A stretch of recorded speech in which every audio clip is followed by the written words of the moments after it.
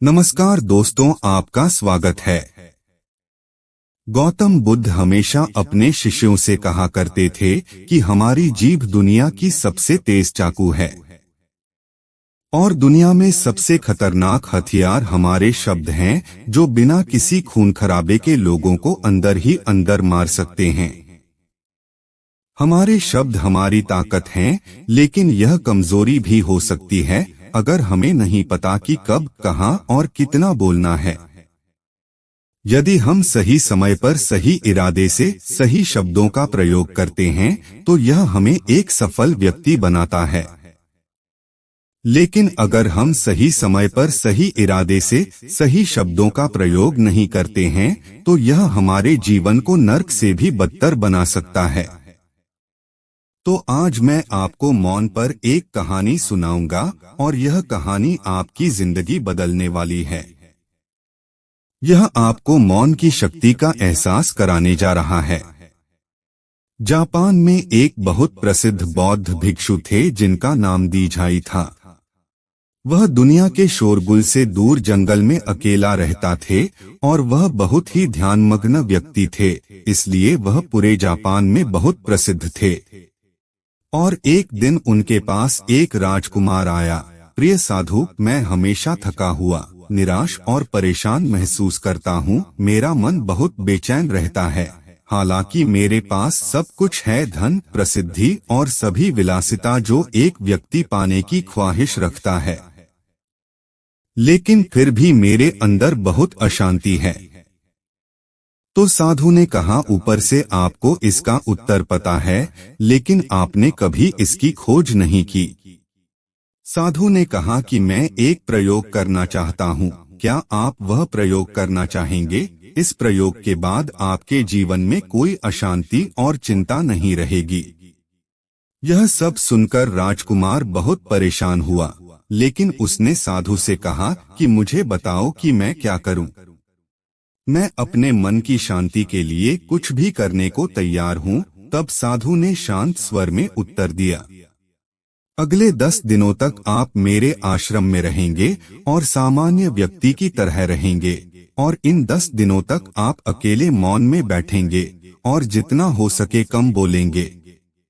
राजकुमार साधु की बात से सहमत हो गया। पहले दिन उन्हें लगा कि उनका मन सामान्य व्यक्ति से ज्यादा विचलित है। उसके मन में तरह तरह के सवाल उठ रहे थे और वह आम लोगों की तरह जीवन जीने में असहज महसूस कर रहा था। उसके भीतर बोलने की प्रबल इच्छा थी, पर वह मान गया और कुछ नहीं बोला। एक शब्द भी नहीं, वह चुपचाप बैठा रहा। लेकिन जैसे जैसे रात होती गई, उसे एक बड़ी शांति का अनुभव हुआ। उसके लिए यह बड़ा अजीब था। वह अंदर ही अंदर खुश हो रहा था और अपने आप से पूछ रहा था कि बेचैनी कम क्यों हो रही है। अगले दिन राजकुमार एकांत में बैठा प्रकृति को, फूलों को, पौधों को, आकाश में उड़ते पक्षियों को देख रहा था।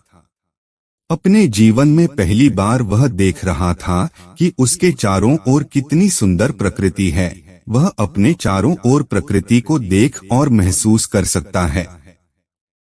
इस तरह एक हफ्ता बीत गया और उसके मन की सारी बेचैनी, सारी उथल पुथल, सब कुछ गायब हो गया।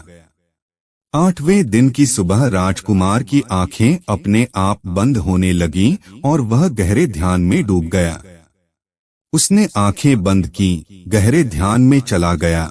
कोई चिंता नहीं थी, मन में शांति थी। राजकुमार को भीतर ही भीतर गहन शांति का अनुभव होने लगा। बाकी के 2 दिन गहरे ध्यान में बिताने के बाद राजकुमार खुद को साधु के सामने पेश करता है। राजकुमार ने साधु से कहा कि प्रिय साधु, मुझे उत्तर मिला कि मेरा मन इतना अशांत क्यों है।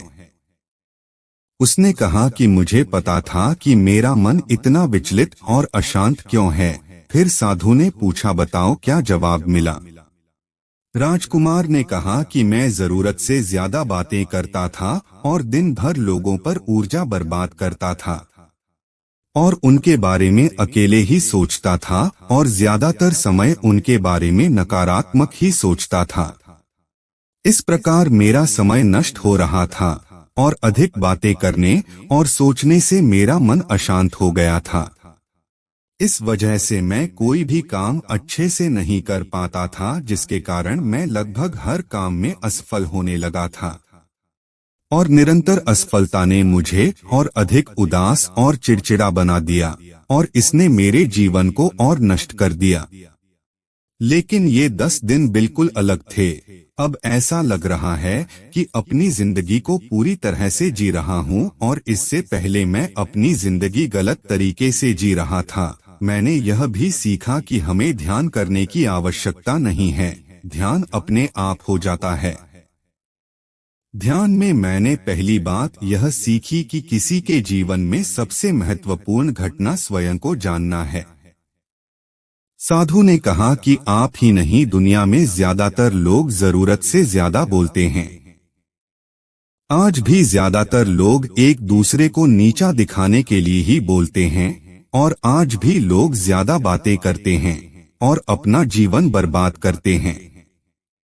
साधु ने राजकुमार को मौन रहने का महत्व समझाया और कहा कि एक बार शिष्य गौतम बुद्ध से पूछते हैं कि प्रिय बुद्ध, आप अधिकांश समय मौन क्यों रहते हैं? बुद्ध ने मौन रहकर कहा, मैं गहराई में मौन रहता हूँ।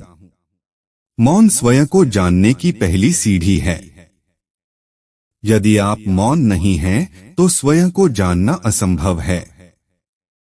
स्वयं को जानने की पहली सीढ़ी मौन है। जितना जरूरी हो उतना ही बोलें और बिना काम के न बोले। आप पाएंगे कि 90% बोलना हानिकारक होता है, नहीं बोलते तो अच्छा था। 90% मुश्किलें कम हो जाएंगी। अगर लोग थोड़ा सा चुप हो जाएं, झगड़े कम हो जाएं, अशांति कम हो जाए, फेंकना कम हो जाए। दुनिया में बहुत सारी मुसीबतें सिर्फ बोलने से पैदा हो जाती हैं। दूसरों की उपस्थिति बेचैनी पैदा करती है। पहले अपने साथ मौन धारण करो, फिर अपनी ऊर्जा को मोड़ में आने दो, मन को घर आने दो। जब आप दूसरों की उपस्थिति से परेशान हो जाते हैं, तो उचित है कि आप अपनी आंखें बंद कर लें और अपने आप में खो जाएं। तुम वहां से भी ताजगी पाओगे, क्योंकि तुम्हारे जीवन का स्रोत वहीं छिपा है, वह किसी और में नहीं। दोस्तों, आपको वीडियो में दी गई जानकारी कैसी लगी, कृपया कमेंट करके बताएं। ऐसे मोटिवेशनल वीडियो के लिए कृपया हमारे चैनल को लाइक, शेयर और सब्सक्राइब करें। धन्यवाद।